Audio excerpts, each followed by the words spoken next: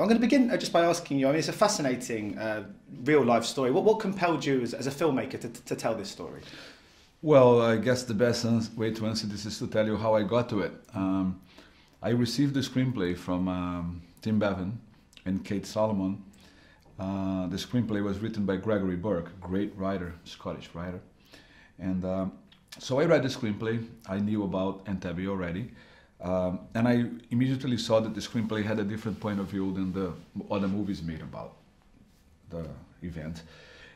It wasn't approaching it from a military perspective. It was looking at the hostages, the interaction with the hijackers. It was looking at Shimon Peres, Isaac Rabin. And by doing that, it was open up the story to dimensions that had not been explored before, and they were incredibly relevant for today's world. So then I went and I read the book that Saul Davis, Professor Davis, had written about it 2 years before. Found the same thing, even more so because it's a very long book. Went to Israel, talked to people who were at the operation, to hostages, to politicians, to Isaac Rabin's family, and so on, and realized that the screenplay was accurate and that the story was incredibly relevant. So I said, yeah, let's give it a try. And how important is it for you as well that there's no such thing in this movie as heroes and villains or good and evil? How important is it for you that the viewer is able to find empathy with everyone in this movie?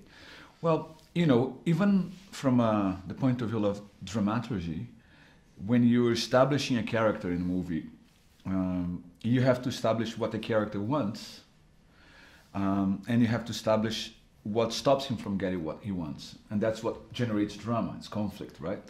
So I look at what the Palestinian terrorists want, and I let them spell out the reasons to do it, and they're very personal reasons. Some of those soldiers had lost relatives to the Israeli military, so they were in the context of a war. Then I look at the Germans, and they have ideological reasons to do that. They are Marxists, and they are in opposition to Nazism in the history of Germany. And then I look at Shimon Peres and why he doesn't want to negotiate, and the political constraints he has to face. And then I look at Rabin, and so by establishing where each of those characters come from, already I create a certain kind of empathy with them, because they all have some internal logic. You know, the drama exists because those internal logics contradict each other. And I mean, because also, I mean, to bring out them, they are very complex characters as well. I mean, they've been left in wonderful hands with Rosamund and Daniel in this instance. You must have been thrilled to have both of them on board, and in particular Rosamund, who wouldn't be the first person that comes to mind for a role like this. So what was it that made her stand out? Well, no, there's a lot of actresses that came to us wanting to make the movie, some of them very famous. And I spoke to all of them. I spoke to Rosamund too. And right away, I realized that Rosamund was incredibly knowledgeable about this, very smart. So I asked her, can you speak German? And I had actually some actresses that had German as their language. And Rosamund said, yes, I can do it, and I'll do it perfectly. And I go like, but do you speak German? And she says, no, do it phonetically. I go like, oh my God.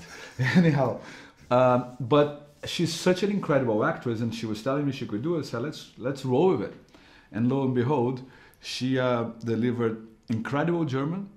Every German person that saw the movie says that to me, perfect, flawless. And she, you know, gave the dramatic punch that a great actress can give you. So very happy that she joined the movie. Eddie Martian, though, is incredible, and so is Lior. So like the four main characters in this movie, I was very lucky to get those actors, you know. And I mean, the film is also very creatively inclined. I love the Batshaver dance company, the dance sequences. What inspired that decision to have those kind of bookending this movie? A lot of the movie has to do with the constraints on politicians in Israel and Palestine to negotiate with each other. It's because it's a conflict. It's been going on for a very long time. There's a lot of politicians that made their careers by saying, I'm going to protect you from your enemy. And in an environment like this, to say I'm going to sit down with them and talk is very hard, and it's taxing politically. So I thought, how do I make a comment on that without writing something in a movie? And I knew already that dance. And what is the dance? The dance is a step on stage. They are all wearing Orthodox clothes. They perform dancing movements that suggest self-inflicted pain. And as the movie progresses and the dance progresses, they start to strip themselves of their clothes, of their orthodoxy. And the only dancer who doesn't do that keeps falling from the chair, keeps falling from the chair.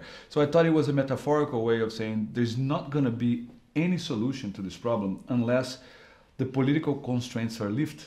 So there can be real negotiations. And in order to lift those constraints, you need to drop your orthodoxy. So that was what we were trying to say with images in a cinematic way.